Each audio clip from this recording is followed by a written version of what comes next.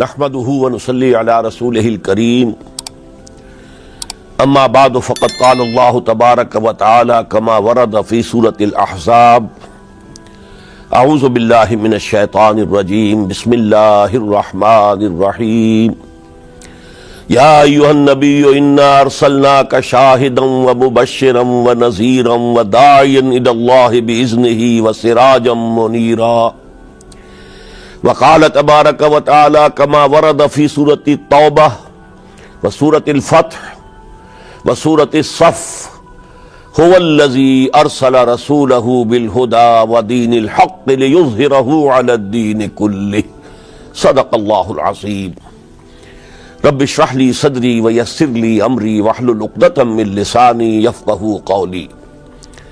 معزز حاضرین اور محترم ناظرین، السلام علیکم ورحمۃ اللہ وبرکاتہ۔ اس سے قبل کی نشست میں ہم یہ دیکھ چکے ہیں کہ شہادت علی الناس یہ اصل میں کار رسالت کے لیے تعبیر ہے، حق کی گواہی دینا اپنے قول سے، پھر اپنے عمل میں اس کا نمونہ پیش کر دینا تاکہ حجت قائم ہو جائے کہ یہ کوئی ناممکن العمل بات نہیں ہے جس کا مطالبہ اللہ تعالیٰ فرما رہا ہے۔ پھر حضور کا خاص معاملہ یہ کہ آپ پر دین کی تکمیل ہو گئی، یعنی دین ایک مکمل نظام زندگی کی شکل میں کامل ہو گیا۔ تو اب ظاہر بات ہے کہ اب آپ کی طرف سے اتمام حجت اسی وقت ہو سکتی تھی جبکہ آپ اس پورے نظام زندگی کو عملاً قائم کر کے دکھاتے۔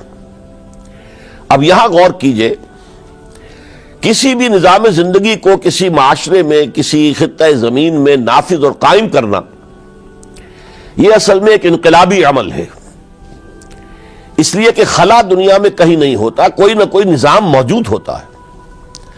اگر کہیں بادشاہی نظام ہے اور آپ جمہوری نظام لانا چاہتے ہیں تو اس کے لیے انقلاب کی ضرورت ہے، ریولوشن کے بغیر تو نہیں ہوگا۔ اگر کہیں سرمایہ دارانہ نظام ہے لیکن آپ اشتراکی نظام لانا چاہتے ہیں تو ریولوشن از نیسیسری۔ نظام کو بدلنا ایک انقلابی عمل ہے، اور اس میں آپ کو معلوم ہے کہ دو قوتیں ایک دوسرے کے بالمقابل آتی ہیں۔ ایک وہ جو انقلاب کے نام لیوا ہوتے ہیں، ہم یہ نظام لانا چاہتے ہیں، ظاہر بات ہے کہ وہ ایگزسٹنگ سسٹم کو کہتے ہیں یہ غلط ہے، یہ ظالمانہ ہے، یہ ڈپریسو ہے، یہ ایکسپلائٹیٹو ہے، یہ ڈسکریمنیٹنگ ہے۔ اس نظام کو غلط کہیں گے تبھی ایک انقلاب کی ضرورت محسوس ہوگی۔ جبکہ اس نظام کے اس وقت کے جو سربراہ ہوں گے وہ سٹیٹس کو قائم رکھنا چاہتے ہیں، اس لیے کہ اس نظام کے ساتھ ان کے مفادات وابستہ ہیں۔ اب کہیں پر جاگیردارانی نظام ہے اور آپ وہاں چاہتے ہیں اشتراکی نظام لانا، تو کیا جاگیردار اسے گوارا کریں گے؟ کہیں بادشاہی نظام ہے، آپ وہاں جمہوری نظام لانا چاہتے ہیں، تو کیا بادشاہ اور اس کا خاندان اسے برداشت کرے گا؟ لہذا تصادم ناگزیر ہے، ان دو قوتوں کے درمیان تصادم ہو کر رہتا ہے، اور اسی کا نام ایک انقلابی عمل ہے۔ تو یوں سمجھیے تمام انبیاء کرام میں اور تمام اللہ کے جو رسول گزرے ہیں دنیا میں، ان میں حضور کا امتیازی مقام یہ ہے کہ آپ کو ایک انقلابی جد و جہد کرنی تھی، پورا نظام قائم کرنا تھا، جس کے لیے کہ میں نے آج آیت پڑھی ہے، یہ اصل میں آیت کا ٹکڑا ہے، بڑا ٹکڑا ہے، جو 3 سورتوں میں بین ہی انہی الفاظ میں آیا ہے۔ سورہ توبہ میں، سورہ فتح میں، سورہ صف میں، هو الذی ارسل رسولہ بالہدی ودین الحق لیظہرہ علی الدین کلہ۔ وہی ہے اللہ جس نے بھیجا اپنے رسول کو صلی اللہ علیہ وسلم الہدی قرآن حکیم دے کر اور دین حق دے کر، سچا نظام، عادلانہ نظام۔ کس لیے بھیجا؟ تاکہ غالب کرے اسے تمام کے تمام نظام زندگی کے اوپر۔ یہ نوٹ کر لیجئے کہ یہ آیت حضور کے لیے 3 مرتبہ قرآن میں آ رہی ہے، کسی اور نبی کے لیے نہیں آئی، نہ حضرت نوح کے لیے، نہ حضرت ابراہیم کے لیے، نہ حضرت موسیٰ کے لیے، نہ حضرت عیسیٰ کے لیے۔ گویا کہ حضور کو جو رول اسائن ہوا وہ ایک ریولوشنری رول تھا، اور اسی وجہ سے آپ کی پوری سیرت جو ہے در حقیقت وہ انقلابی جد و جہد کے مختلف مراحل ہیں. اور یہ بھی دنیا نے تسلیم کیا ہے کہ تاریخ کا عظیم ترین انقلاب، گمبھیر ترین انقلاب، موسٹ پروفاؤنڈ ریولوشن وہ تھا جو محمد عربی صلی اللہ علیہ وسلم نے نافذ کیا. اس کی گواہی دی ایم این رائے نے 1920 میں ہسٹوریکل رول آف اسلام، اس کی کتاب آج بھی انڈیا میں چھپتی ہے اور بکتی ہے. وہ کہتا ہے کہ جو عظیم انقلاب محمد نے برپا کیا تھا وہ تاریخ انسانی کا سب سے بڑا انقلاب ہے. اسی کی ایچ جی ویلز نے اسی کی شہادت دی. ڈاکٹر مائیکل ہارٹ نے آج سے کوئی 25 برس قبل دی 100 نامی کتاب جو لکھی، امریکہ میں چھپی مینہٹن میں، اور اس نے تاریخ انسانی کے عظیم ترین انسانوں کو پہلے 100 عظیم ترین انسان چن لیے جنہوں نے تاریخ کے رخ کو موڑا، پھر ان میں گریڈیشن کی. چنانچہ دی 100 کے ساتھ اس کتاب کا جو ذیلی عنوان ہے a selection and gradation of the 100 most influential personalities of human history, اور اس میں نمبر 1 پر لایا محمد الرسول اللہ صلی اللہ علیہ وسلم. اس انقلاب کے فلسفے کے حوالے سے آج فلسفہ شہادت کے دوسرے مرحلے کی میں بات کر رہا ہوں. ہم اس سے پہلے دیکھ چکے ہیں اس انقلاب کو برپا کرنے کے لیے سینکڑوں صحابہ نے جام شہادت نوش کیا. 70 صحابہ تو صرف غزوہ احد کے اندر شہید ہو گئے. 70 صحابہ کو ذبح کر دیا گیا، بلایا گیا تھا مبلغین اور معلمین کی حیثیت سے، اور دھوکہ دے کر انہیں ذبح کر دیا گیا. 250 سے اوپر صحابہ کرام نے جام شہادت نوش کیا ہے. تب وہ انقلاب برپا ہوا. جاء الحق وزهق الباطل ان الباطل كان زهوقا. اب انقلابی عمل کا ایک خاصہ ہے، اسے آج سمجھیے گا. تو شہادتوں کا ایک دوسرا دور جو شروع ہوا ہے، جس کے سب سے بڑے مظہر ہیں شہادت عمر فاروق رضی اللہ تعالی عنہ، شہادت عثمان غنی رضی اللہ تعالی عنہ، شہادت علی مرتضی رضی اللہ تعالی عنہ. 4 خلفائے راشدین میں سے 3 نے جام شہادت نوش کیا. اس شہادت کا پس منظر کیا تھا، اب اسے سمجھیے. ہر ریولوشن کا ایک خاصہ ہوتا ہے. یہ جو کشاکش ہو رہی ہوتی ہے انقلاب کے علمبرداروں میں اور داعیوں میں، اور اپنے نظام، قدیمی نظام کو ڈیفینڈ کرنے والوں میں، گارڈ اپ یور لائنس، تمہارے انٹرسٹ، تمہارے مفادات پر زد پڑ رہی ہے، اپنے نظام کی حفاظت کرو. یہ جو تصادم جب اس مرحلے کو پہنچ جائے کہ اس نظام کے حامی یہ محسوس کریں کہ اب ہماری پیش نہیں جا رہی، اب تو یہ انقلابی کامیاب ہو جائیں گے، ہم ان کو ریزسٹ نہیں کر سکتے، تو عام طور پر ایک حربہ وہ یہ استعمال کرتے ہیں، فی الحال اب دبک جاؤ، کونوں کھدروں میں بیٹھ جاؤ، بلکہ بظاہر ان میں شامل ہو جاؤ، اور پھر انتظار کرو کسی اپروپریٹ مرحلے پر پھر انقلاب لائیں گے. اس کا نام ہوتا ہے کاؤنٹر ریولوشنری موومنٹس. چنانچہ یہی ہوا ہے. جزیرہ نما عرب میں محمد الرسول اللہ صلی اللہ علیہ وسلم نے کفار کو، مشرکین کو شکست فاش دی. یہودی بھی جتنے آباد تھے انہیں بھی شکستیں دی. 3 قبیلے جو مدینے میں تھے وہ نکال دیے گئے. ان کا بڑا گڑھ تھا خیبر، اسے بھی فتح کر لیا گیا. انقلاب مکمل ہو گیا.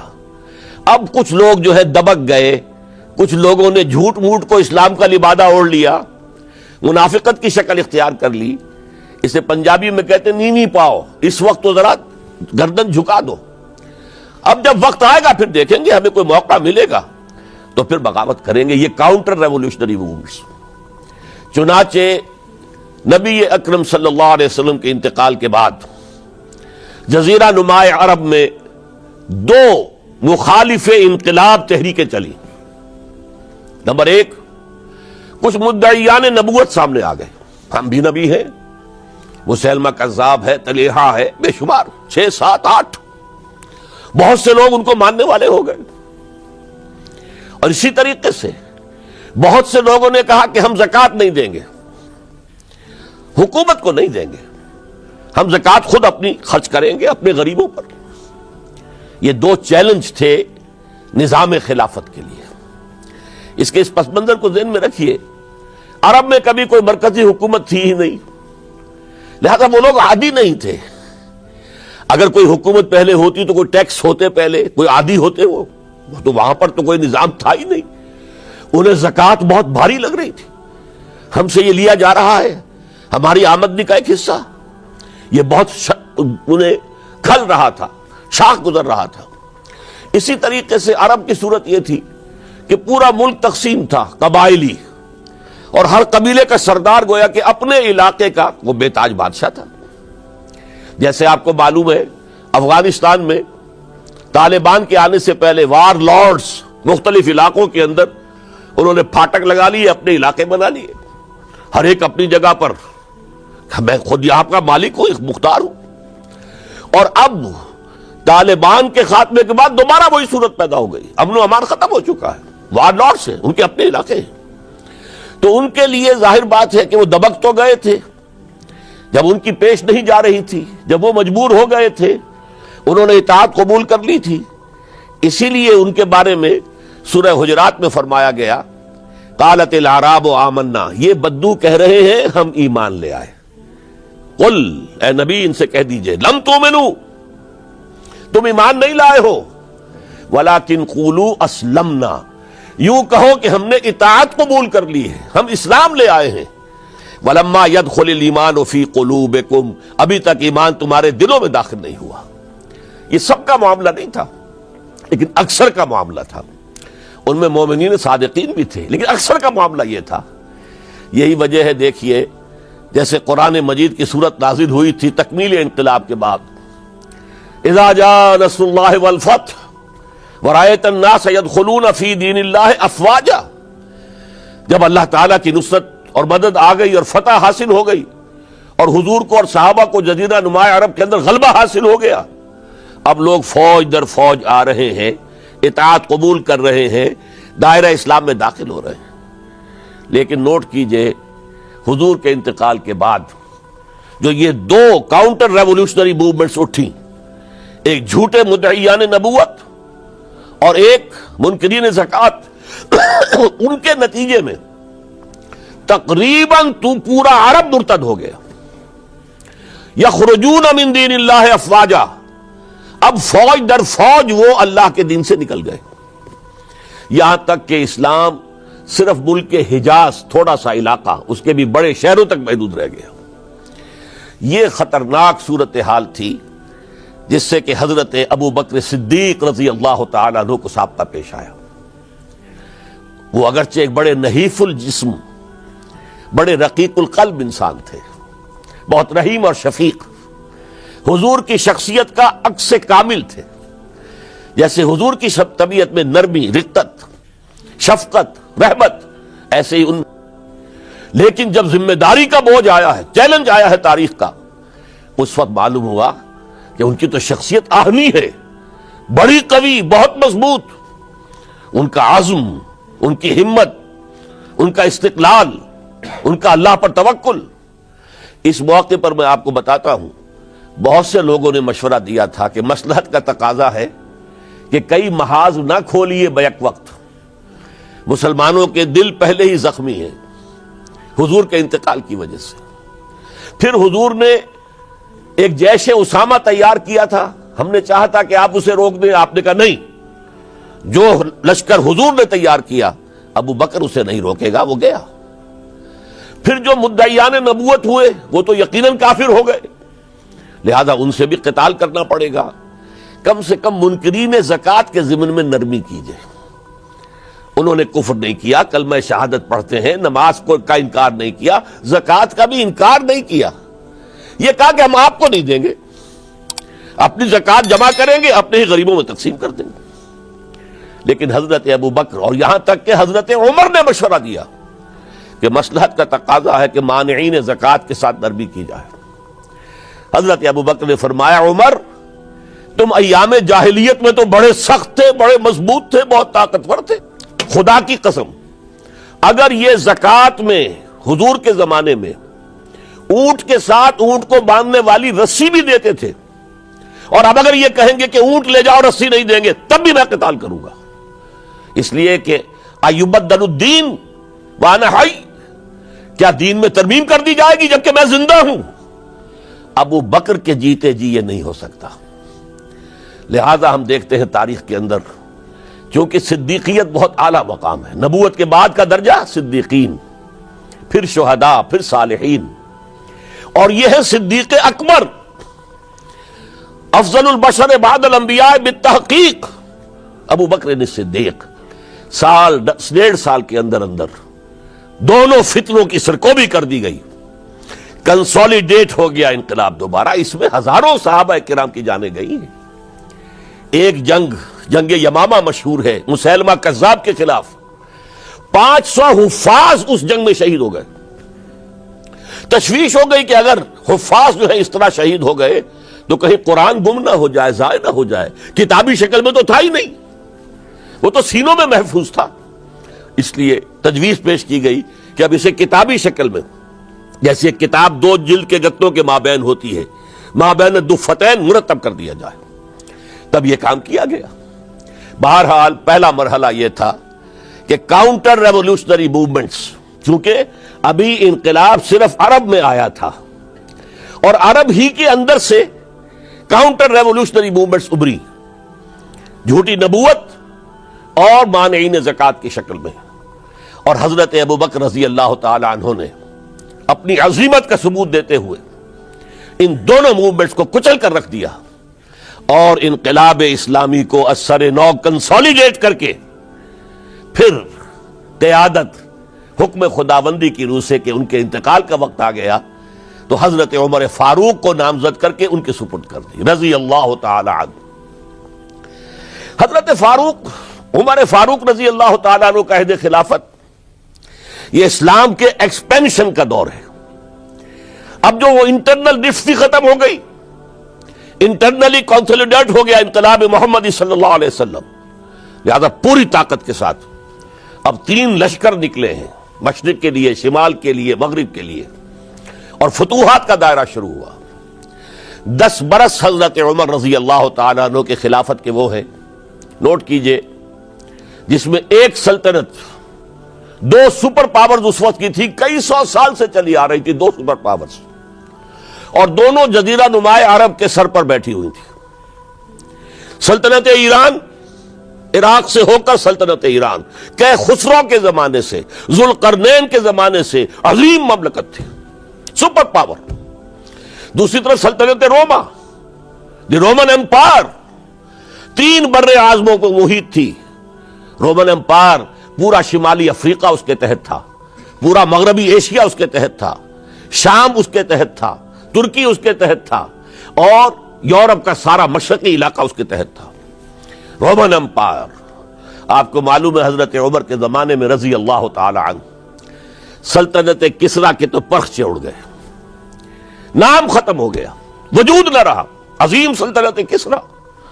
حالانکہ آپ کے علم میں ہوگا ان کا بڑا شاندار ماضی تھا، کہ خسرو اور کیقباد، بڑے بڑے یہ کیانی کہلاتے ہیں، یہ کیان جو ہے یہ بڑی عظیم ایک یوں سمجھیے کہ خاندان تھا بادشاہوں کا، لیکن یہ کہ وہ پوری سلطنت کسریٰ ختم ہو گئی۔ کیوں؟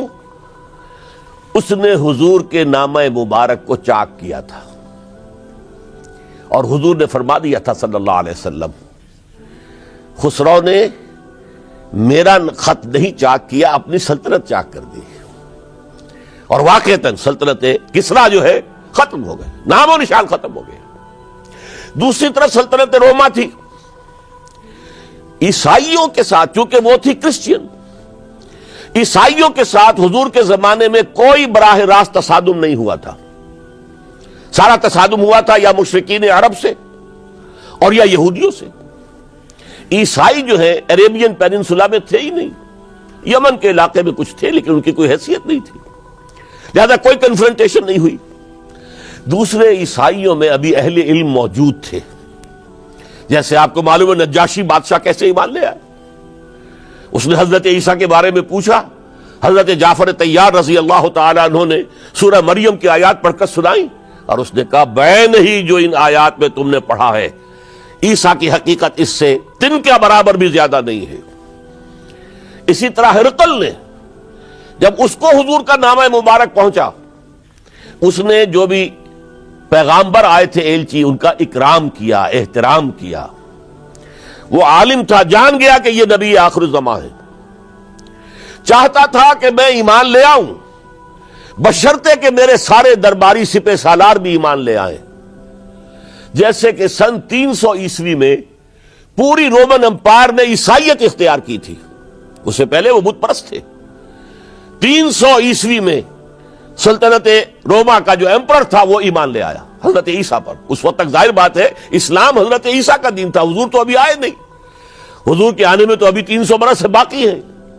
وہ عیسائی ہو گیا، پوری مملکت عیسائی ہو گئی، تو وہ نظام جو تھا حکومت کا برقرار رہا، انٹیکٹ رہا۔ ہرقل یہ چاہتا تھا کہ اسی طرح میری پوری سلطنت ایمان لے آئے تو میری حکومت برقرار رہے، لیکن یہ کہ اس کے جو درباری تھے اور اس کے بڑے بڑے جو سپہ سالار اور جرنیل تھے انہوں نے ریجیکٹ کر دیا، اور یہ بادشاہت کی بیڑی اس کے پاؤں میں پڑی رہ گئی۔ ایمان تو نہیں لایا لیکن پہچان گیا تھا حضور کو صلی اللہ علیہ وسلم۔ اور اس سلطنت روما سے پھر آپ کو معلوم ہونا چاہیے کہ مسلمانوں نے اس کی 3 ٹانگوں میں سے 2 ٹانگیں توڑ دی، پورے شمالی افریقہ سے نکال باہر کیا، پورے مغربی ایشیا سے، یہ شام اور ترکی کا علاقہ اناطولیہ نکال دیا، اور اس کی سلطنت محدود رہ گئی یورپ کے اندر۔ تو یہ عظیم کام ہوئے ہیں حضرت عمر رضی اللہ تعالی عنہ کے عہد میں۔ اب سوچئے اس عظیم ریولوشن کا بھی کوئی کاؤنٹر ریولوشن ہونا چاہیے تھا کہ نہیں؟ ایرانی بڑے زبردست نیشنلسٹ لوگ تھے، نسل پرست، اپنی نسل پر فخر کرنے والے، ہماری روایات عظیم ہیں، ہم خسرو کے وارث ہیں۔ اور آپ کو معلوم ہے کہ آخری جو بادشاہ تھا رضا شاہ پہلوی، وہ چاہتا تھا کہ خسرو کے دور کی عظمت اور سطوت کو دوبارہ لے آئے۔ 2500 سالہ جشن اس نے منایا تھا، وہ چاہتا تھا وہی شان میری ہو جائے جو خسرو کی تھی۔ یہ جو ان کے اندر نیشنلزم تھا، جب ان کی سلطنت کے پرچے اڑ گئے حضرت عمر رضی اللہ تعالیٰ عنہ کے ہاتھوں، تو ان کے دلوں میں حضرت عمر کی دشمنی، وہ خون کے پیاسے ہو گئے عمر کے رضی اللہ تعالیٰ عنہ۔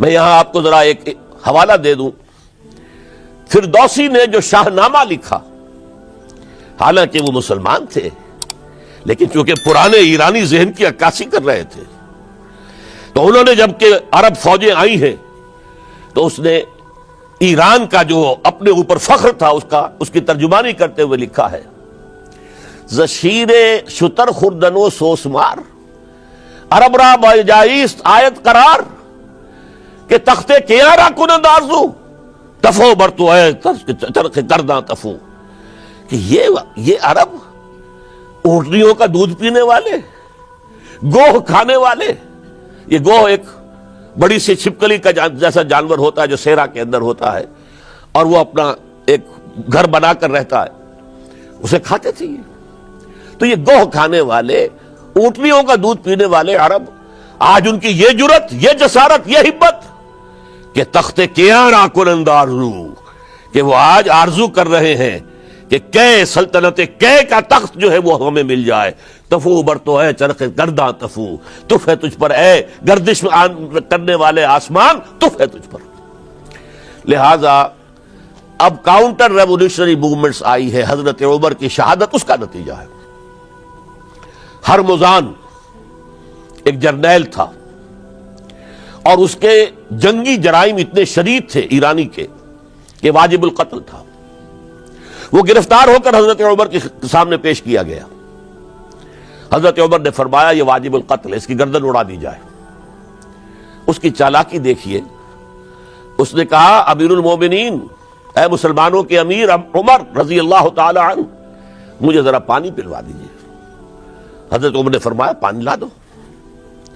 ایک کٹورے میں پانی دے دیا گیا، پھر کہا دیکھیے امیر المومنین، مجھے ضمانت دیجیے کہ جب تک میں یہ پانی پی نہ لوں مجھے قتل نہیں کریں گے۔ فرمایا ہاں ہاں تم پانی پی لو، جب تک یہ پانی تم نہیں پیو گے ہم قتل نہیں کریں گے۔ اس نے وہ کٹورا پھینک دیا، نہ اب میں یہ پانی پی سکتا ہوں نہ آپ مجھے قتل کر سکتے ہیں، کیونکہ آپ کا عہد یہ ہے کہ جب تک میں یہ پانی نہیں پیوں گا آپ مجھے قتل نہیں کریں گے۔ اس ہیلے سے جان بچا گیا۔ پھر اس شخص نے ابو لولو فیروز ایک غلام تھا، اسے اس کام کے لیے تیار کیا۔ حضرت مغیرہ ابن شعبہ کا غلام تھا وہ، اور حضرت مغیرہ نے اس سے روزانہ کی ایک اجرت کہ تم کام کرو، مجھے صرف 7 آنے روزانہ دے دیا کرو۔ اس نے آ کر حضرت عمر سے کہا کہ میرا جو آقا ہے مغیرہ ابن شعبہ یہ مجھ سے بہت زیادہ طلب کرتا ہے۔ حضرت عمر نے پوچھا کیا دیتے ہو؟ 7 آنے۔ تم کرتے کیا ہو؟ کہ میں نجار بھی ہوں، میں لوہار بھی ہوں، میں یہ کام کرتا ہوں۔ فرمایا اتنے پیشوں کا جاننے والا اس کے لیے یہ روزانہ کا ٹیکس یہ زیادہ نہیں ہے، یہ تمہیں دینا چاہیے۔ اس نے کہا میں چکیاں بھی بناتا ہوں۔ حضرت عمر نے فرمایا پھر ایک چکی ذرا مجھے بھی بنا دینا۔ کہنے لگا آپ کے لیے تو میں ایسی چکی بناؤں گا کہ جس کی آواز دنیا بھر میں جائے گی۔ وہ شخص ہے اور ہرمزان کی سازش کے تحت وہ ایرانی جسے بعد میں ایرانیوں نے کیا کہا، جس نے قتل کیا حضرت عمر فاروق کو، حضرت ابو لولو فیروز۔ آج بھی ایران میں اس کی قبر کی تصویریں بکتی ہیں بازار کے اندر، حضرت ابو لولو فیروز۔ وہ آیا ہے مسجد نبوی میں اور آ کر اس نے جبکہ حضرت عمر رضی اللہ تعالیٰ عنہ امامت فرما رہے حملہ کیا، 5-6 وار خنجر کے کیے۔ حضرت عمر رضی اللہ تعالیٰ شدید مجروح ہو گئے۔ یہ انتقام تھا جو عجم نے، وہ سلطنت کے جس کے ٹکڑے ختم ہو گئے تھے، جس کا ٹکڑے کر دیے گئے تھے، اس نے انتقام لیا عالم اسلام سے۔ سمجھا انہوں نے یہ تھا کہ شاید یہ پوری عمارت اسی ایک ستون پر کھڑی ہے، حضرت عمر ہی کے ستون پر کھڑی ہے، اس ستون کو گرا دو گے پوری عمارت گر جائے گی۔ لیکن ثابت ہوا نہیں، یہ محمد کی بنائی ہوئی عمارت ہے صلی اللہ علیہ وسلم، یہ بہت قوی ہے، اس کی بنیادیں بہت مضبوط ہیں، کوئی ذرا سی تریڑ بھی نہیں آئی، ذرا سی تریڑ بھی نہیں آئی۔ حضرت عمر فاروق کی شہادت کے بعد حضرت عثمان رضی اللہ تعالیٰ عنہ کا دور خلافت شروع ہوا، اور جوں کا توں جو قافلہ چل رہا تھا آگے چلتا چلا گیا۔ حضرت عثمان رضی اللہ تعالیٰ عنہ کے بارے میں بہت قیل و قال ہے، ان پر تنقیدیں بھی کی، اپنوں نے بھی کی ہیں، دشمنوں نے بھی کی ہیں۔ لیکن بات جان لیجئے، یہ تاثر غلط ہے کہ ان کے پورے دور خلافت کے اندر فتنہ رہا یا ہنگامہ رہا، قتل غلط۔ 10 برس خلفائے راشدین میں طویل ترین دور خلافت حضرت عثمان کا ہے رضی اللہ تعالیٰ عنہ، 12 برس۔ حضرت ابو بکر کے تو 2.25 برس تھے، حضرت عمر کے 10 برس تھے، ان کا 12 برس، اور 12 میں سے 10 سال ایسے تھے بعین ہی جیسے حضرت عمر کے 10 سال تھے۔ امن و امان ہے، سکون ہے، چین ہے، اور قافلہ اسلام بڑھ رہا ہے، فتوحات کا دائرہ بڑھتا چلا جا رہا ہے، فتوحات سیلاب کے مانند آگے بڑھ رہی ہیں۔ تھمتا نہ تھا کسی سے سیل رواں ہمارا یہ سیل رواں کوئی روکنے والی کوئی طاقت دنیا میں رہی نہیں تھی۔ کسرا ختم، سلطنت ایران ختم، اور دوسری سپر پاور سلطنت روما، اس کی 3 میں سے 2 ٹانگیں توڑ دی گئی، 1 رہ گئی۔ اب کون تھا؟ خارج میں کوئی طاقت نہیں تھی جو اسلام کے اس سیلاب کو اور پوری نوع انسانی پر اتمام حجت اور اللہ کے دین کو پہنچانے کے راستے میں رکاوٹ بن سکتی ہے۔ اب ایک فتنہ اٹھا، دیکھیے حضور کی کنفرنٹریشن 3 مذاہب سے ہوئی تھی۔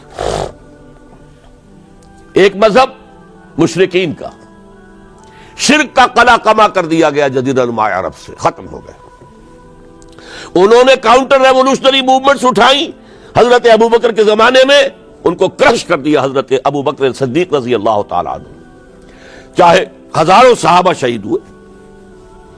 اس کے بعد دوسری طاقت کون تھی؟ مذہبی یہودی۔ یہود کے 3 قبیلے مدینے میں آباد تھے، بنو قینقاع، بنو قریظہ، بنو نذیر۔ 2 کو مدینے سے نکال دیا گیا ان کی بدعہدی کی وجہ سے، حالانکہ حضور نے مدینہ تشریف لاتے ہی ان سے معاہدے کر لیے تھے. ان کا میثاق مدینہ یہ در حقیقت ایک پیکٹ تھا جوائنٹ ڈیفنس آف مدینہ کا. مدینہ پر اگر کوئی حملہ کرے گا، اور ظاہر بات ہے یہ ایک امکان تھا کہ مکے والے آ کر حملہ کریں، مشرکین مکہ، لیکن مدینہ کا ہم تحفظ کریں گے مل کر، مسلمان اور یہودی. لیکن انہوں نے ہر موقع پر وعدہ خلافی کی. پہلے بنو قینقاع نکالے گئے، پھر بنو نذیر نکالے گئے. غزوہ احزاب کے موقع پر بدترین جو ہے بدعہدی بنو قریظہ نے کی، اور ان کو بڑی سخت سزا دی گئی، کیونکہ انہوں نے خود کہا تھا کہ ہمارا فیصلہ سعد ابن معاذ رضی اللہ تعالی عنہ جو فیصلہ کر دیں گے وہ ہمارے حلیف ہے، جو فیصلہ کر دیں گے ہمیں قبول ہوگا. اور حضرت سعد نے تورات کے حکم کے مطابق فیصلہ کیا کہ ان کے جتنے جوان ہیں وہ قتل کر دیے جائیں گے. بڑی سخت سزا تھی کہ جو دی گئی ہے، اس میں کوئی شک نہیں. پھر ان کا اڈا تھا بہت بڑا خیبر میں، وہ نکال دیا گیا، وہاں سے انہیں نکالا گیا. اس کے اوپر مسلمانوں نے قبضہ کیا. جیسا کہ میں نے عرض کیا، عیسائیوں سے کوئی کنفرنٹیشن نہیں ہوئی تھی، لیکن ان دو کے ساتھ ایک مشرکین عرب کا خاتمہ ہوا اور ایک جزیرہ نما عرب سے یہودیوں کا خاتمہ ہوا. لہذا ان کے اندر جلن تھی، انتقام کی آگ تھی. سب سے بڑا تو حسد تھا کہ 2000 سال سے نبوت اور رسالت ہمارے پاس تھی. موسیٰ سے لے کر عیسیٰ تک علیہ الصلوۃ والسلام 1400 برس ہماری تاریخ کے وہ ہیں کہ کوئی ایک لمحہ بھی نہیں تھا کہ کوئی نبی موجود نہ ہو. نوٹ کیجئے اس بات کو. حضرت موسیٰ 1400 قبل مسیح میں اور حضرت عیسیٰ سن عیسوی کا آغاز، ان 1400 سالوں میں مسلسل نبوت بنی اسرائیل میں رہی. یہ حدیث ہے بخاری شریف کی، کانت بنو اسرائیل تسوسہم الانبیاء. بنی اسرائیل کی حکومت، ریاست، سیاست کا کام انبیاء کرتے تھے. اذا ہلک نبی خلفہ نبی، جب بھی نبی کا انتقال ہوتا تھا ان کا خلیفہ دوسرا نبی ہوتا تھا. یہ چین ٹوٹی نہیں. 1400 برس آپ کو معلوم ہے حضرت داؤد بادشاہ بھی ہے، خلیفہ بھی ہے، نبی بھی ہے. ان کے بیٹے حضرت سلیمان بادشاہ بھی ہے، نبی بھی ہے، خلیفہ بھی ہے. اسی طریقے سے یہ سلسلہ چلتا رہا. تورات انہیں دی گئی، انجیل انہیں دی گئی، زبور انہیں دی گئی، بے شمار صحیفے اور دوسرے چھوٹے نبیوں کو دیے گئے. لیکن پھر اللہ تعالیٰ نے نبی آخر الزماں کی حیثیت سے محمد الرسول اللہ کو چن لیا، جو اسرائیلی نہیں تھے، جو اسماعیلی تھے، حضرت ابراہیم کے بڑے صاحبزادے حضرت اسماعیل علیہ السلام کی اولاد میں سے. اس پر انہیں سخت رنج، حالانکہ وہ پہچانتے تھے حضور کو. ان کی کتابوں میں جو نشانیاں لکھی تھی وہ پوری حضور پر جو ہے مطابق ہو رہی تھی. قرآن کہتا ہے یعرفونہ کما یعرفون ابناہم، وہ ایسے پہچانتے ہیں محمد کو صلی اللہ علیہ وسلم جیسے کہ اپنے بیٹوں کو پہچانتے. لیکن انہوں نے نہیں مانا. بدترین دشمن، حسد کی آگ میں جلنے والے، اور آج تک وہی معاملہ ہے. ان کی نیچر تبدیل نہیں ہوئی ہے.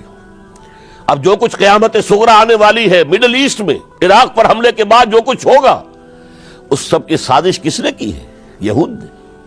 یہ ساری اسرائیلی سازش ہے. بہرحال یہ علیحدہ بات ہو جائے گی. اب انتقام یہودیوں کا آیا. یہودیوں کو یہ معلوم تھا ہم تعداد میں اتنے کم ہیں اور ڈسپرسڈ ہیں. سن 70 عیسوی میں ایک رومن جنرل ٹائٹس، اس نے حملہ کر کے یروشلم بیت المقدس کی اینٹ سے اینٹ بجائی. 1,33,000 یہودی ایک دن میں قتل کیے. اور ان کا سیکنڈ ٹیمپل جو تھا، جو حضرت سلیمان نے بنایا تھا، معبد، عبادت گاہ، ہم تو اسے مسجد کہیں گے، مسجد اقصی، لیکن انہوں نے اسے کہا ہیکل، ٹیمپل. اس کو گرا دیا تھا نبوکڈنضر نے 587 عیسوی میں. دوبارہ انہوں نے بنایا، اسے ٹائٹس نے گرا دیا. وہ آج تک گرا پڑا ہوا ہے. آج تک صرف ایک دیوار اس کی سلامت ہے، جسے وہ ویلنگ وال کہتے ہیں. وہاں جا کر ماتم کرتے ہیں، روتے ہیں، پیٹتے ہیں. اور اس کو اس وقت سے نکال دیا گیا یہودیوں کو، نکل جاؤ فلسطین سے، بھاگ جاؤ یہاں سے، دفع ہو جاؤ. لہذا وہ ڈسپرس ہو گئے. کوئی یورپ چلے گئے، کوئی روس چلے گئے، کوئی ہندوستان چلے گئے، کوئی افریقہ کے ممالک میں چلے گئے، کچھ ایران میں آ گئے. یہ سب اس کو وہ کہتے ہیں ڈایاسپورا. ہمارا وہ دور جس میں ہم دنیا میں منتشر تھے. جب پوری دنیا میں منتشر تھے تو ظاہر بات ہے کسی فوجی مہم کے ذریعے سے مسلمانوں سے انتقام لینا ممکن نہیں تھا، لیکن انتقام لیا ایک ایسی سازش کے ذریعے سے، ایک ایسا فتنۃ الکبریٰ جو ہے برپا کیا ہے، جس کا کہ میں ابھی آپ سے اندازہ کرتا ہوں، جس کے نتیجے میں حضرت عثمان رضی اللہ تعالیٰ عنہ شہید ہوئے.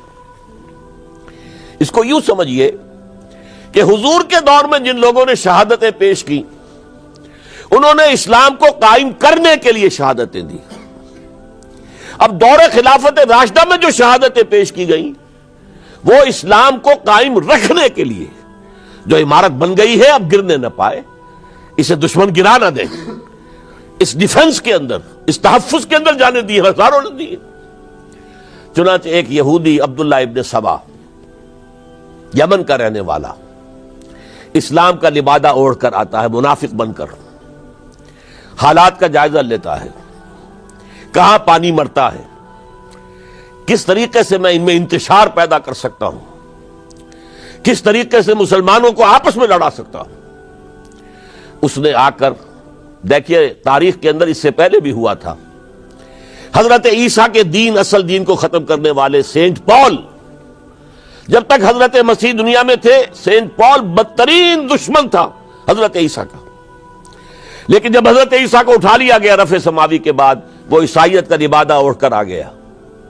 مجھے عیسیٰ کی زیارت ہوئی ہے، میں ان پر ایمان لے آیا ہوں، اور اس کے بعد حضرت عیسیٰ کے دین کو ختم کر کے رکھ دیا، توحید کو تثلیث میں بدل دیا. اس سے بڑی تباہی کیا ہوگی؟ اور حضرت عیسیٰ کہہ کر گئے تھے کہ میں صرف بنی اسرائیل کے گھرانے کی کھوئی ہوئی بھیڑوں کی تلاش میں آیا ہوں. اس نے جینٹائلز، غیر یہودی جو ہے، ان کے اندر بھی اپنی دعوت و تبلیغ کا معاملہ شروع کیا. نمبر 3 حضرت عیسیٰ کہہ کر گئے تھے، دیکھنا یہ نہ سمجھنا کہ میرے آنے سے شریعت موسوی ختم ہو گئی ہے. Don't think I have come to destroy law, the Mosaic law. حضرت موسیٰ کی شریعت لاگو رہے گی تم پر. سینٹ پال نے ساکت کر دیا. تو جدید عیسائیت، ڈاکٹر مائیکل ہارٹ، جس کا میں نے حوالہ دیا دی 100 کا مصنف، وہ کہتا ہے کہ موجودہ عیسائیت کرسچینٹی نہیں ہے، پالزم ہے. یہ حضرت عیسیٰ کا دین نہیں ہے، یہ تو پال کا دین ہے. ایک شخص نے یہ کام کر دیا. اسی طرح کا ایک شخص آیا تھا عبداللہ ابن سبا. اس نے سب سے پہلے تو دیکھا کہ اس معاشرے کے اندر قریش کے 2 گھرانوں کی بڑی پرانی چشمک ہے، بنو امیہ، بنی ہاشم. پرانی ان کے اندر قبائلی چشمک چلی آ رہی ہے. اسلام نے آ کر اسے دبا دیا. ختم نہیں ہوتی یہ چیزیں، نسل بعد نسل چلتی ہیں، اندر دبی رہتی ہیں. آگ بجھی ہوئی نہ جان، آگ دبی ہوئی سمجھ. اس نے جان لیا کہ یہ بہترین موقع ہے، اگر اس قبائلی عصبیت کو میں ہوا دے سکوں تو مسلمان منقسم ہو جائیں گے، ایک دوسرے کے ساتھ دست و گریبان ہو جائیں گے. اس نے آتے ہی کہنا شروع کیا، خلافت کا حق بنو ہاشم کا ہے. یہ عثمان، یہ بنو امیہ میں سے ہے، بنو امیہ کو کوئی حق نہیں ہے خلافت کا. 2 پہلے جو خلیفہ تھے، حضرت ابوبکر، حضرت عمر، وہ نہ ہاشمی تھے نہ اموی تھے. حضرت ابوبکر بنو تیم میں سے تھے، نہ ہاشمی نہ اموی. حضرت عمر بنو عدی میں سے تھے، نہ ہاشمی نہ اموی. حضرت عثمان تھے بنو امیہ میں سے. اب یہاں دکھتی ہوئی رگ کو اس نے چھیڑا. حضور ہاشمی تھے، بنو ہاشم کا حق ہے خلافت، عثمان غاصب ہے معاذ اللہ رضی اللہ تعالی عنہ. پچھلے دونوں بھی غاصب تھے. خلافت حق ہے بنو ہاشم کا. پھر حضرت علی کی شان میں یہاں تک کہ یہ تو خدا حلول کیے ہوئے علی کے اندر، یہ گاڈ انکارنیٹ ہے، یہ خدا ہے. دیکھیے توحید بھی ختم کی، اس نے تثلیث بنائی تھی، اور حضرت عیسیٰ کو خدا کا بیٹا بنایا تھا. اس نے حضرت علی کو خدا بنا دیا. اور آپ کو معلوم ہونا چاہیے آج بھی نصیری شیعہ دنیا میں موجود ہیں جو حضرت علی کو خدا کہتے ہیں. دی گاڈ انکارنیٹ، کہ اللہ جو ہے حلول کر گیا تھا حضرت علی کے اندر رضی اللہ تعالی عنہ، معاذ اللہ ثم معاذ اللہ ثم معاذ اللہ۔ پھر اس نے ایک طریقہ اختیار کیا، حضرت عثمان پر تنقیدیں شروع کی، حضرت عثمان کے گورنرز کے خلاف جھوٹے الزامات لگانے شروع کیے، اڈے بنا لیے بصرہ میں، کوفہ میں، مصر میں، اور وہاں بصرے میں کوفے کے امیر کے خلاف اس نے یہ کر دیا، اس نے یہ کر دیا، اس نے خیانت کی، اس نے فلاں کیا، بیت المال پہ ڈاکہ ڈالا، اور کوفے میں بصرہ کے امیر کے خلاف، شام میں دمشق میں مصر کے گورنر کے خلاف، اور مصر میں جا کر شام کے گورنر کے خلاف، اور ہر جگہ حضرت عثمان رضی اللہ تعالیٰ عنہ کے خلاف۔ اب آپ کو معلوم ہے اس دنیا میں تو اطلاعات بھی نہیں پہنچتی تھی آسانی سے، کئی دن میں جا کر، کئی ہفتوں میں جا کر تو خط پہنچتے تھے، کوئی ٹیلی فون نہیں، کوئی تار نہیں، کوئی بے تار برقی نہیں، کچھ بھی تو نہیں، وائرلیس نہیں، کچھ نہیں، لہذا یہ فتنہ بڑھتا رہا اندر ہی اندر، اور پھر ہر جگہ سے بلوائی، وہ جو سبائی کہنا چاہیے، وہ مدینے میں آ گئے، گھیرا کر لیا اور مطالبہ کیا کہ حضرت عثمان مستعفی ہو جائیں، خلافت چھوڑ دیں۔ حضرت عثمان نے کہا تمہارے کہنے سے میں نہیں چھوڑ سکتا۔ ان پر جب الزامات لگائے گئے انہوں نے ہر الزام کی صفائی پیش کر دی۔ اس صفائی کے پیش کرنے والوں میں سب سے بڑھ کر خود حضرت علی تھے رضی اللہ تعالی عنہ۔ مسجد نبوی میں آ کر انہوں نے ان بلوائیوں کو جمع کیا اور حضرت عثمان کے خلاف جو بھی الزام لگائے گئے تھے ان سب کی صفائی اور جواب دیا اس کا، لیکن بلوائی جو ہے اڑے ہوئے تھے۔ ادھر سے حضرت امیر معاویہ، وہ عامل تھے، گورنر تھے شام کے، انہیں اطلاع مل رہی ہے، وہ کہتے ہیں آپ ہمیں اجازت دیجئے ہم فوج لے کر آئیں اور ان کے ٹکڑے اڑا دیں۔ لاکھوں کی فوجیں تھی کھڑی ہوئی، حضرت عثمان کی مملکت کا آپ تصور کر سکتے ہیں؟ قرآن میں عظیم ترین حکمران کے نام سے کے حوالے سے نام آیا ذوالقرنین کا۔ ذوالقرنین کے خسرو یا سائرس، اس کی سلطنت سے کم 2 گنا بڑی سلطنت تھی جس پر حضرت عثمان رضی اللہ تعالی عنہ حکومت کر رہے تھے۔ مصر سے عمرو بن العاص کہہ رہے ہیں کہ آپ اجازت دیجئے میں فوج لے کر آؤں اور ان کا ٹکڑا کر دیا جائے، تکہ بوٹی کر دی جائے۔ حضرت عثمان کا فیصلہ تھا یہ مجھے قتل کر دیں تو قصاص لے لینا، لیکن میں اپنی جان کے تحفظ کے لیے کسی کلمہ گو کا خون بہانے کو تیار نہیں۔ حضرت طلحہ، حضرت زبیر، حضرت علی کہہ رہے ہیں آپ اجازت دیجئے کہ ہم ان کے خلاف جنگ کریں، مدینے میں بیٹھے ہوئے، فرماتے نہیں ان کے خلاف جنگ کی اجازت میں نہیں دے سکتا۔ یہ میری ذاتی، مجھ پر تنقیدیں کر رہے ہیں، ذاتی دشمنی ہے، میں اپنی ذات کے تحفظ کے لیے کسی کلمہ گو کا خون جو ہے نہیں بہاؤں گا۔ لاکھوں کی فوجیں موجود تھیں لیکن حضرت عثمان نے یہ طے کیا میں اپنی جان کے تحفظ کے لیے میں نہیں ہاتھ اٹھاؤں گا، میں کسی اور کو اجازت نہیں دوں گا کہ ان کے خلاف جنگ کرے۔ ہاں یہ میرے دشمن ہے، میری جان لے لیں، جب جان لے لیں گے تو قصاص لے لینا۔ یہ معاملہ ہوا ہے، اور پھر نہایت ہی بے رحمی کے ساتھ، نہایت بے رحمی کے ساتھ، اور نوٹ کیجئے حضرت علی کے دونوں صاحبزادے حضرت حسن، حضرت حسین رضی اللہ تعالی عنہم اجمعین، وہ حضرت عثمان کے دروازے پر پہرا دے رہے ہیں کہ کوئی بلوائی، کوئی حضرت عثمان کو قتل کرنے کے ارادے سے گھر میں داخل نہ ہو سکے۔ وہ گھر کے پچھواڑے سے دیوار پھلانگ کر آئے ہیں اندر، اور حضرت عثمان جب قرآن پڑھ رہے تھے اس حالت میں انہیں شہید کیا ہے۔ ان کی بیوی نائلہ نے ہاتھ آگے کیا ہے روکنے کے لیے تو ان کی انگلیاں کٹ گئیں، اور انگلیوں کا خون جو ہے اس مصحف پر، قرآن مجید میں اس صفحے کے اوپر حضرت عثمان کے خون کے دھبے لگ گئے۔ یہ حالات ہوئے حضرت عثمان کی شہادت کے، کہ انہوں نے چاہا وہ نظام قائم رہے، یہودیوں کا انتقام، یہودیوں کی سازش، اور ایسی سازش ہے کہ جس کے نتیجے میں اس کو کہا گیا الفتنۃ الکبریٰ، عظیم ترین سانحہ، عظیم ترین فتنہ۔ اور اس کے بعد جو خانہ جنگی ہوئی ہے، حضرت علی رضی اللہ تعالی عنہ اس کے بعد خلافت قبول کرنے کو تیار نہیں تھے، حضرت طلحہ قبول کرنے کو تیار نہیں تھے، کوئی بھی تیار نہیں۔ کیوں؟ یہ بلوائی ہے اس وقت یہاں پر، یہ کہہ رہے ہیں کہ تم خلیفہ بن جاؤ، تو جو بھی اس وقت خلیفہ بنے گا وہ ان کے ہاتھ میں کٹ پتلی بن جائے گا۔ بالآخر حضرت علی نے، ظاہر بات ہے کہ امت کو بغیر امام کے تو نہیں چھوڑا جا سکتا، بغیر امیر کے نہیں ہوگا تو شیرازہ منتشر ہو جائے گا۔ اب جو ہونا تھا ہو گیا، حضرت عثمان شہید ہو گئے رضی اللہ تعالی عنہ، لیکن بہرحال اب امت کا نظم تو قائم رکھنا ہے نا۔ حضرت علی نے بیعت قبول کر لی رضی اللہ تعالی عنہ، لیکن حضرت امیر معاویہ، عمرو بن العاص، ان دونوں نے کہا کہ حضرت علی اگر حضرت عثمان کے خون کا قصاص لے لیں، قاتلان عثمان کو اگر قتل کریں تو ہم بیعت کریں گے، ہم مدعی خلافت نہیں ہے، خلافت علی کی ٹھیک ہے رضی اللہ تعالی عنہ، لیکن سب سے پہلا مطالبہ ہمارا یہ ہے کہ حضرت عثمان کے خون کا قصاص لیا جائے۔ حضرت علی رضی اللہ تعالی عنہ کے لیے بعض وجوہ سے ایسا کرنا ممکن نہیں ہوا۔ نتیجہ کیا نکلا؟ سب سے زیادہ اندوہناک اسلامی تاریخ کا یہ دور ہے۔ حضرت علی کے دور خلافت میں باہمی خانہ جنگی رہی مسلسل۔ جنگ جمل حضرت عائشہ صدیقہ کمانڈ کرتی ہوئی آئی ہیں، طلحہ اور زبیر ان کے ساتھ ہیں، اور اگرچہ حضرت علی رضی اللہ تعالی عنہ کے ساتھ ان کی صلح ہو گئی، لیکن وہ جو بلوائی تھے، جو چاہتے نہیں تھے کہ امن ہو، وہ تو در حقیقت اسلام کے حصے بکھرے کرنے کے لیے آئے تھے، اسلام کی مملکت کو تباہ کرنے آئے تھے۔ انہوں نے فوری طور پر حملہ کر دیا حضرت عائشہ رضی اللہ تعالی عنہ کے لشکر پر۔ اب ظاہر بات ہے کہ جنگ شروع ہو جائے تو پھر کون دیکھ سکتا ہے، آئدر کل اور بی کلڈ، دو شکلیں دو ہی ہوتی ہیں۔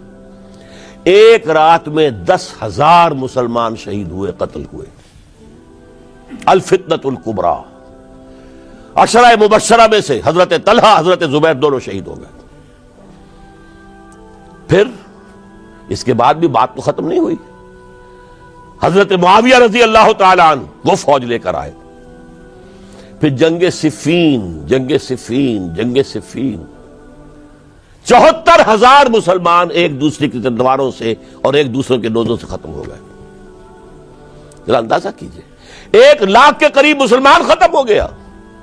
نہ یہودی کو کچھ کرنے کی ضرورت پیش آئی، نہ کسی اور کو کوئی حملہ کرنے کی ضرورت پیش آئی، آپس میں خانہ جنگی۔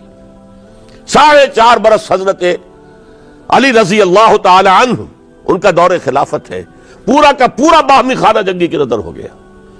اس میں حضرت علی پر معاذ اللہ کوئی الزام نہیں، رضی اللہ تعالی عنہ وکرم اللہ وجہہ، وہ امام حق تھے، لیکن یہ ہے کہ ان کا بے بس ہو گئے تھے، لاچار ہو گئے تھے، حالات پر کنٹرول نہیں ہو رہا۔ اسی جنگ صفین کے اندر جب ایک تجویز پیش کی گئی کہ لڑنے بھڑنے کی بجائے حکم مان لو، جیسے قرآن مجید میں آیا ہے کہ میاں اور بیوی کے درمیان اختلاف ہو جائے تو فَبَعْثُوا حَكَمًا مِّنْ أَهْلِهِ وَحَكَمًا مِّنْ أَهْلِهَا، ایک حکم لڑکے والوں کی طرف سے، ایک حکم لڑکی والوں کی طرف سے مقرر کر لو، وہ آپس میں معاملہ طے کرائیں۔ لہذا تحکیم کی تجویز کی گئی۔ حضرت علی نے یہ تجویز پیش کی گئی عمرو بن العاص رضی اللہ تعالی عنہ کی طرف سے، جو حضرت معاویہ کے ساتھی تھے۔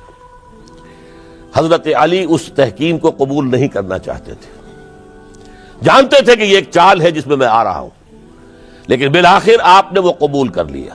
اچھا بھائی، ابو موسیٰ اشعری ہماری طرف سے، عمرو بن العاص معاویہ کی طرف سے، یہ دو حکم ہیں۔ اس موقع پر اب تحکیم کیا ہوئی، کیا اس کی شرائط تھی، کیا میں اس میں نہیں جانا چاہتا، اس وقت میں تاریخ نہیں بیان کر رہا، بلکہ مجھے اب چوتھے خلیفہ حضرت علی کی شہادت کا پس منظر بیان کرنا ہے۔ اور ہزاروں شہادتیں ہو رہی ہیں، لیکن اس دور کی شہادتوں میں سب سے چوٹی پر حضرت عمر کی شہادت، حضرت عثمان کی شہادت، حضرت علی کی شہادت رضی اللہ تعالی عنہم اجمعین۔ اس وقت حضرت علی کے جو حامی تھے، انہی میں سے ایک فرقہ علیحدہ ہو گیا کہ یہ تحکیم کفر ہے، ان الحکم الا للہ، حکم کا فیصلے کا اختیار اللہ کے سوا کسی کو نہیں ہے، لہذا یہ جو کیا ہے یہ غلط ہے۔ اور اس حد تک چلے گئے کہ جنہوں نے یہ تحکیم کو قبول کیا وہ کافر ہو گئے، علی بھی کافر، معاویہ بھی کافر، عمرو بن العاص بھی کافر، جنہوں نے مانا کافر۔ یہ لوگ کہلاتے خوارج تھے، یہ حضرت علی کی فوج میں شامل، حضرت علی کے حامی تھے، حضرت علی کی جماعت میں سے تھے، لیکن بس ایک غلطی، جذبات کے اندر آ کر، غصے کے اندر آ کر اس درجے، اور وہ حضرت علی سے علیحدہ ہو گئے۔ اس کے بعد انہوں نے اپنی ایک کانفرنس کی، ایک جنگ بھی ہوئی، پھر حضرت علی کو ان کے خلاف جنگ کرنی پڑی، وہ جنگ نہروان کہلاتی ہے، جن میں کہ ان خوارج کو حضرت علی نے بہت بڑی شکست دی۔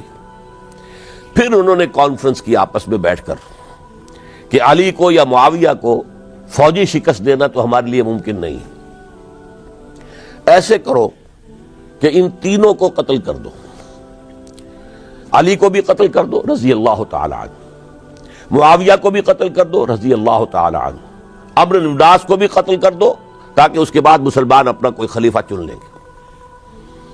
رمضان سن 40 ہجری اس کا ایک دن معین کر لیا، ایک ہی دن یہ تینوں جو ہے، عبد الرحمن ابن ملجم آئے گا مدینے کے اندر، کوفے کے اندر، حضرت علی نے صدر مقام کوفہ بنا لیا تھا، اور فجر کی نماز میں حضرت علی پر حملہ کرے گا۔ ایک دوسرا شخص عمرو بن العاص پر جا کر حملہ کرے گا اسی دن اسی وقت۔ ایک تیسرا شخص وہ امیر معاویہ کے اوپر حملہ کرے گا۔